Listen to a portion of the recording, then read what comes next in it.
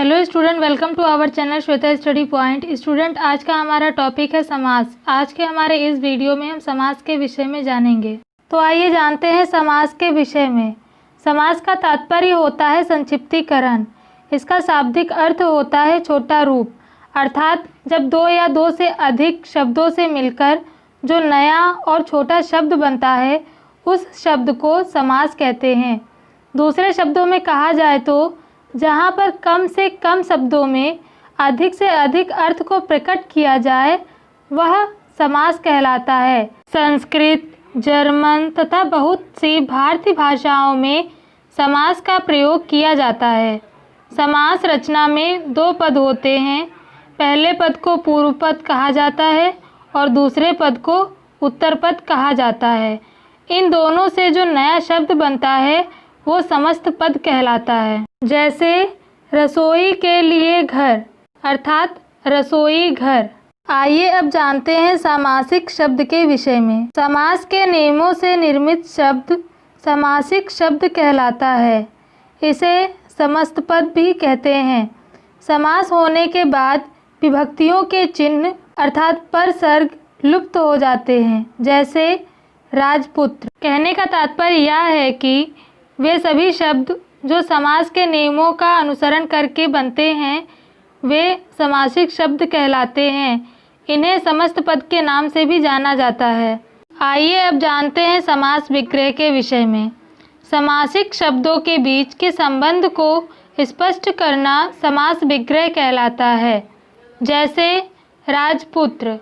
राजपुत्र का अर्थ होता है राजा का पुत्र। कहने का तात्पर्य यह है कि जब हम समासिक शब्दों के बीच के संबंध को स्पष्ट करते हैं तब वह समास विग्रह कहलाता है। आइए अब जानते हैं पूर्व पद और उत्तर पद के विषय में। समास में दो पद अर्थात शब्द होते हैं। पहले पद को पूर्व पद और दूसरे पद को उत्तर पद कहते हैं। जैसे गंगा जल।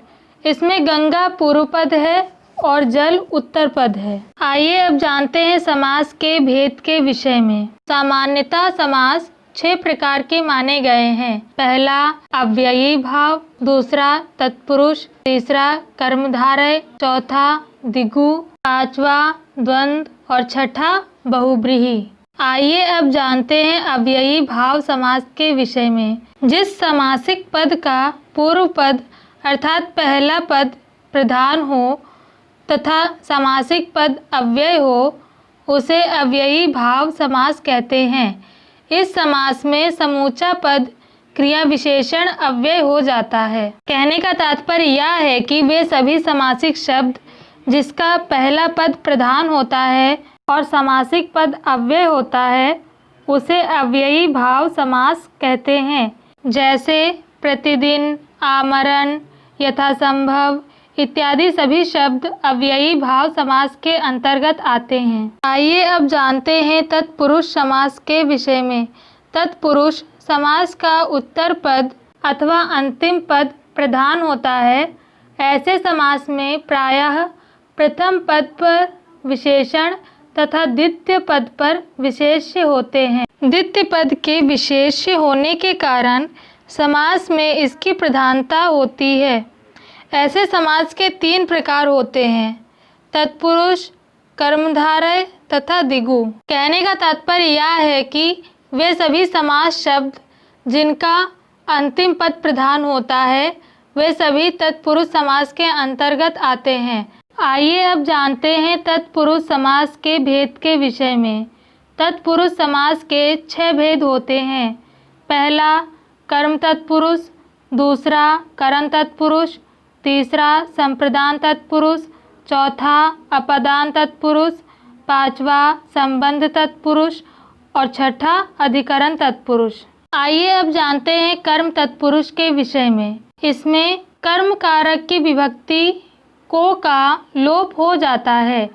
कहने का तात्पर्य यह है कि कर्म तत्पुरुष समास के अंतर्गत वे सभी शब्द आते हैं जिसमें को विभक्ति का लोप हो जाता है अर्थात उसका प्रयोग नहीं किया जाता है। जैसे यश प्राप्त, यश को प्राप्त। वहीं दूसरा मनोहर अर्थात मन को हरने वाला। इन दोनों ही समासिक शब्दों की रचना को विभक्ति को लोप करने के पश्चात की गई है, अतः ये दोनों ही शब्द कर्म तत्पुरुष के अंतर्गत आएंगे। आइए अब जानते हैं करण तत्पुरुष के विषय में। इसमें करण कारक की विभक्ति से के द्वारा का लोप हो जाता है। कहने का तात्पर्य यह है कि वे सभी समास शब्द जिनका निर्माण करण कारक की विभक्ति का लोप करके किया जाता है, वे सभी समास शब्द करण तत्पुरुष समास के अंतर्गत आते हैं। जैसे सुर रचित अर्थात सूर द्वारा रचित, वहीं दूसरा शोकग्रस्त अर्थात शोक द्वारा ग्रस्त। इन दोनों ही शब्दों का निर्माण करण कारक की विभक्ति का लोप करके किया गया है, अतः ये दोनों ही शब्द करण तत्पुरुष के अंतर्गत आते हैं। आइए अब जानते हैं संप्रदान तत्पुरुष के विषय में। इसमें संप्रदान कारक की विभक्ति के लिए लुप्त हो जाती है। कहने का तात्पर्य यह है कि संप्रदान तत्पुरुष समास के अंतर्गत वे सभी शब्द आते हैं जिनका निर्माण संप्रदान कारक की विभक्ति का लोप होने के पश्चात होता है। जैसे युद्ध भूमि अर्थात युद्ध के लिए भूमि।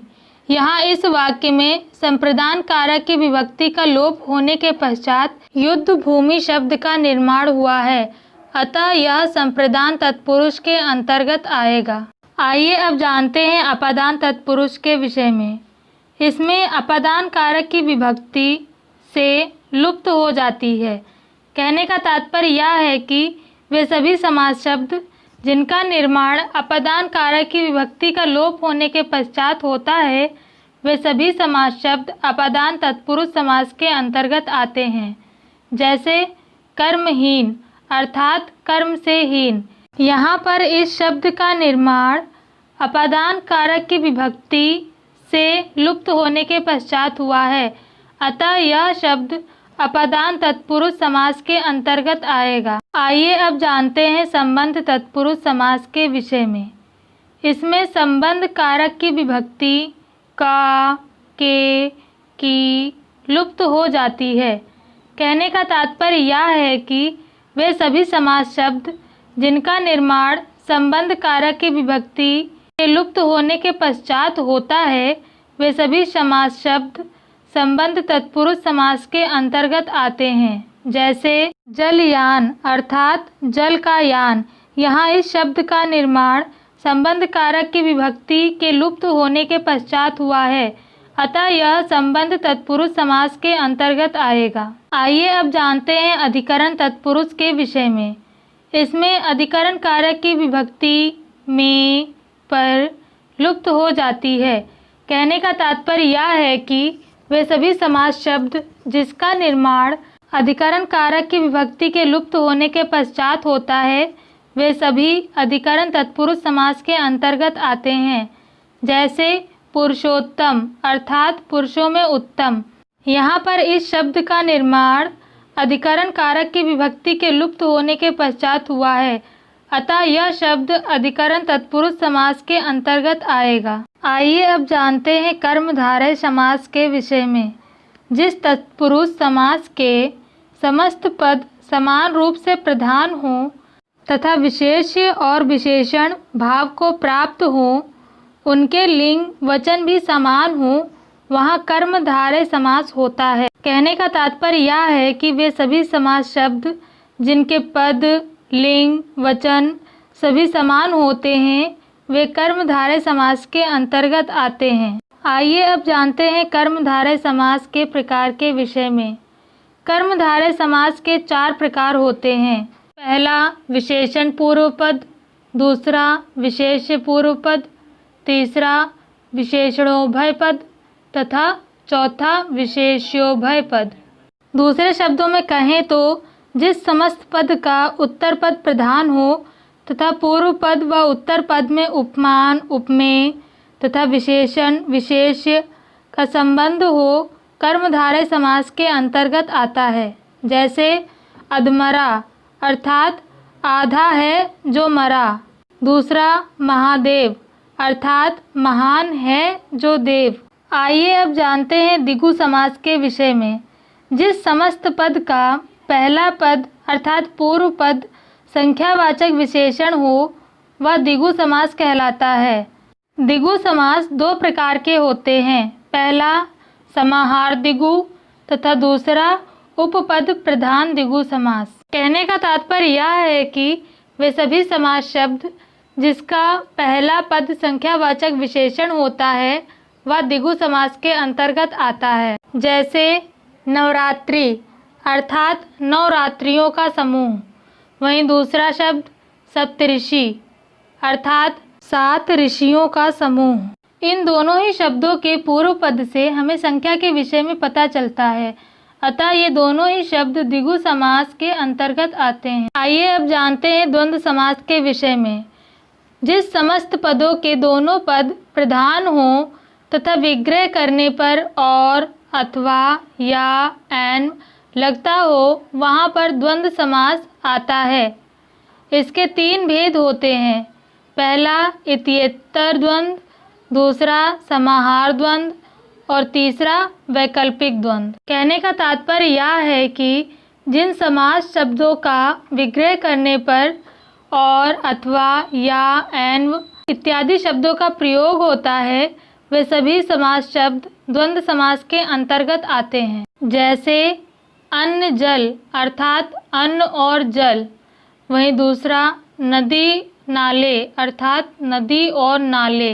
यहाँ पर लिखे हुए इन दोनों ही पदों का विग्रह करने के लिए और शब्द का प्रयोग किया गया है, अतः यह दोनों ही पद द्वंद्व समास के अंतर्गत आएंगे। आइए अब जानते हैं बहुब्रीहि समास के विषय में।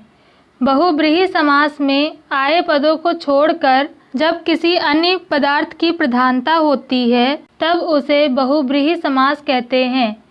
अर्थात जिस समस्त पद में कोई पद प्रधान नहीं होता, दोनों पद मिलकर किसी तीसरे पद की ओर संकेत करते हैं, उसमें बहुब्रीहि समास होता है। जैसे नीलकंठ, नीला है कंठ जिसका अर्थात शिव। इस समास के पदों में कोई भी पद प्रधान नहीं है, बल्कि पूरे पद में किसी अन्य पद का विशेषण होता है, अतः यह बहुब्रीहि समास के अंतर्गत आता है। स्टूडेंट, ये थी जानकारी समास और उसके भेद के विषय में। अगर आपको मेरा वीडियो पसंद आया हो तो वीडियो को लाइक और शेयर ज़रूर करें। चैनल को सब्सक्राइब करना ना भूलें, साथ ही बेल आइकन को ज़रूर दबाएं जिससे कि आपको मेरी आने वाली नई वीडियो की नोटिफिकेशंस मिल सके।